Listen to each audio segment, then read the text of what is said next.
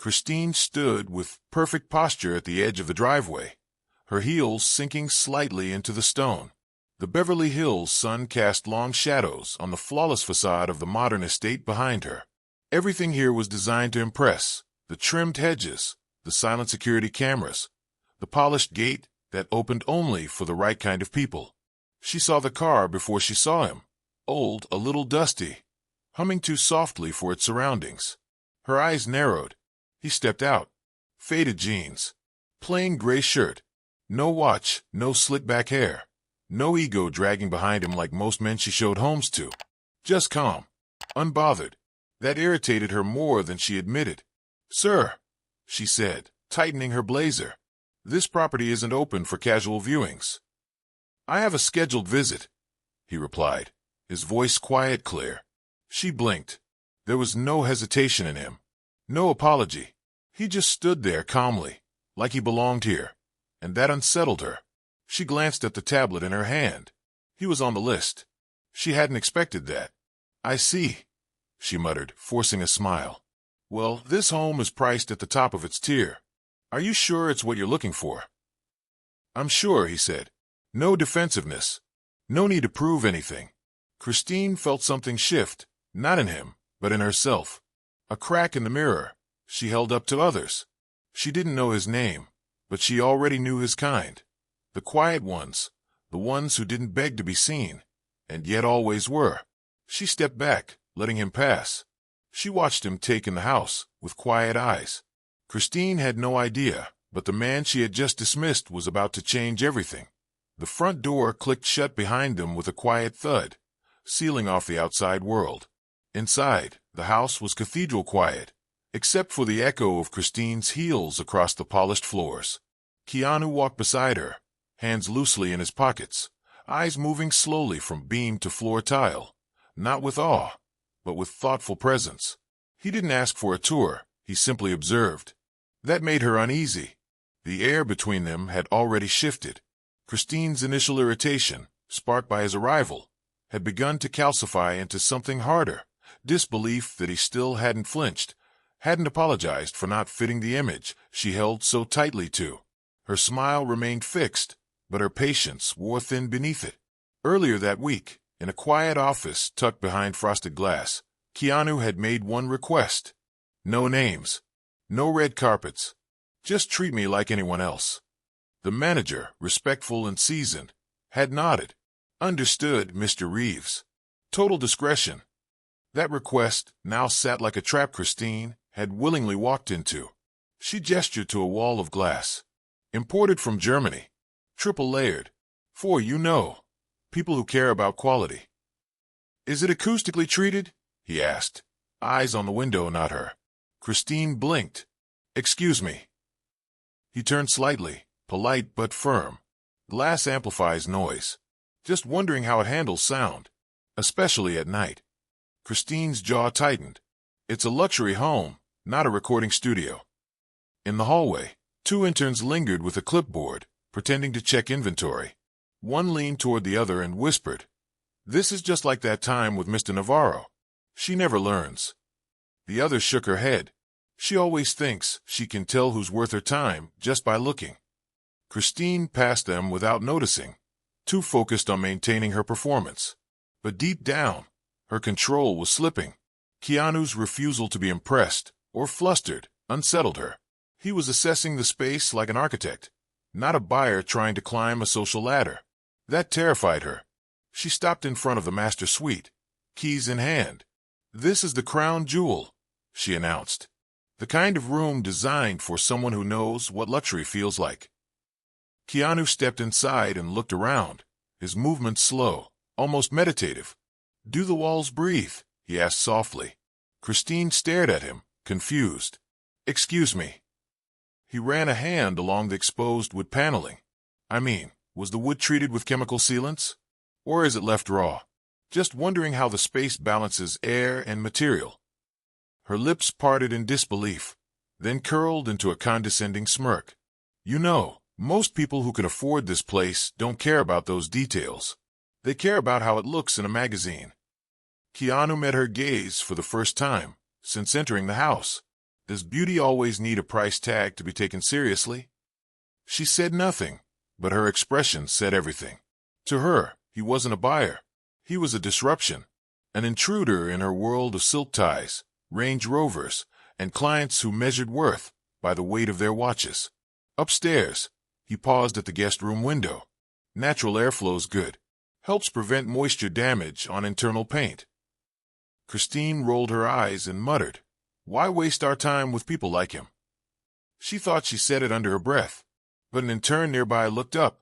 Keanu heard it too. His expression didn't change. No anger, no sting. Just silence. But something invisible cracked in the room. The kind of crack that doesn't echo, but lingers. He stood by the window a moment longer, quietly inspecting the light fixtures, as if the remark hadn't happened, but had, and now it hung between them, weightless, but undeniable. Unseen by Christine, the interns exchanged another glance. Something was shifting, not just in the room, in her, and soon, she would feel it too. Christine stood stiffly at the base of the staircase, arms folded tighter now, her nails pressing into her skin. The tour had been ticking toward an end, but something about the man's quiet persistence, his refusal to be rattled or dismissed, had begun to unnerve her.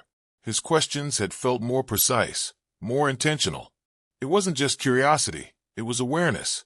He saw through the facade of her sales pitch, and that realization now itched beneath her skin. Keanu looked around the grand living room one last time, then turned toward her. His voice was as steady as ever. "I'd like to speak with the manager and see the contract." It landed like a pin dropping in a cathedral. Christine didn't move. Her breath hitched. She blinked once, then twice, as if trying to process the words. "The contract," she echoed, her voice smaller than she intended. Keanu nodded. No change in tone, no shift in posture. Just calm.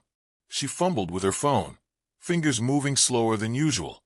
Her confidence, so loud just minutes ago, now pulled tight around her ribs. A few moments later, the manager entered. His stride was quick but collected, clipboard in hand. He looked from Keanu to Christine and back again, then broke into a familiar, respectful smile. "Mr. Reeves, always a pleasure," he said warmly. Christine's eyes widened. Her lips parted, but no words came. "Reeves," she whispered, more breath than sound. It hit her like a tidal wave. All the comments, the dismissiveness, the assumptions. The man she had just spent the last hour condescending to, was that Keanu Reeves? The room shifted. Interns paused mid-step. Another agent nearby raised his eyebrows and stepped back, as though to remove himself from the blast radius. Keanu turned to her slowly. His face wasn't angry, just still. "You didn't need to know who I am," he said, voice low but firm, "to treat me with respect." Her lips trembled. She tried to force a nod, or a smile, or even an apology, but nothing would come. Her power, once inflated by posture and perception, collapsed in on itself. All she had left was silence. The house that had once been her stage, a palace of prestige and posturing, now swallowed her whole. Every room echoed with her earlier words, no longer clever or sharp, just small. Across the room, whispers bloomed. "She's done this too many times." About time someone called her out. Christine heard every word. Each one dug deeper. She couldn't argue with them, not today. Keanu's eyes lingered on the garden visible through the glass wall. He walked toward it slowly, hands in his pockets, gaze fixed on the fruit trees, swaying gently under the afternoon sun. "I'll move forward with the purchase," he said quietly, not turning around, "but only if we talk about how future clients are treated." The silence that followed was heavier than any confrontation. The manager cleared his throat. "Of course, Mr. Reeves," he said quickly, but even he avoided Christine's eyes. She stood alone, rooted in place, the weight of her actions pressing down like gravity. She had sold homes for years, but today, in front of everyone, she had sold herself short. The realization stung worse than any reprimand. No dramatic outburst followed. No rescue. Just the echo of Keanu's words and a slow, irreversible shift in the room. Where there had been status, there was now the hush that followed Keanu's final words lingered long after he stepped outside. The glass door whispered shut behind him, leaving Christine standing in the center of a room that suddenly felt too large, too empty, too exposed. The soft echo of her heels earlier, once a sound of authority, was gone now, replaced by the quiet hum of her own breath as she stood still, hands clasped tightly, a storm of thoughts crashing behind her eyes. She made her way into the kitchen, the same space she had so confidently boasted about not an hour ago.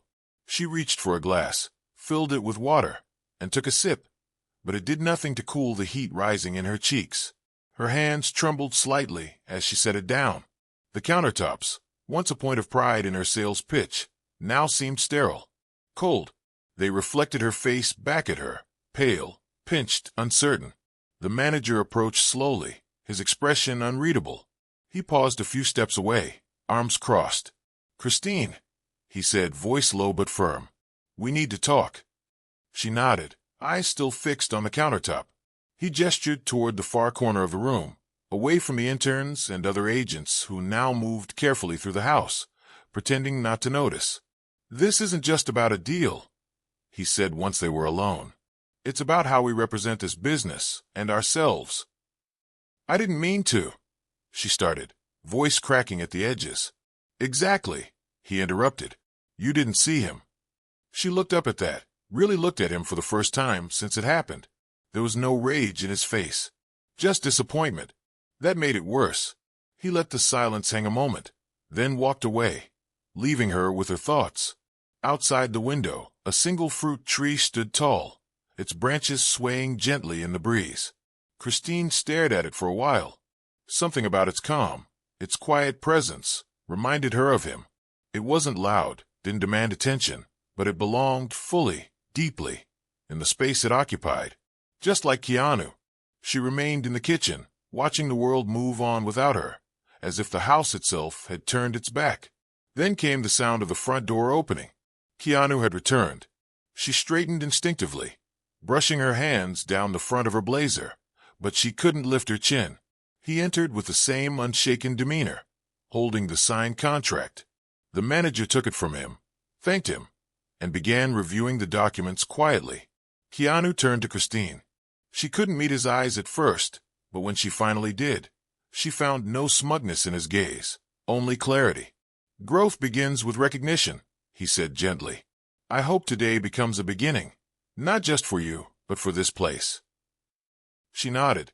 Slowly, the words landed with more force than any reprimand ever could.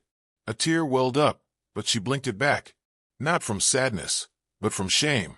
And maybe, somewhere deep beneath it, the first sting of self-awareness. He offered a brief, warm smile, then turned and exited once more. No final words, no grand exits, just quiet, steady grace. The house felt different now, as though it, too, had witnessed something important. Christine stayed behind, rooted in place, the contract still visible on the counter, the air heavy with the day's truth. In a house built on prestige and projection, Christine finally learned that value isn't worn, it's lived. And respect is the one luxury no one should ever be asked to earn. She had sold houses all her life, but that day, she was the one who had to buy back her humanity. Scrutiny. Where there had been power, there was now a pause. And Christine knew nothing would be quite the same again.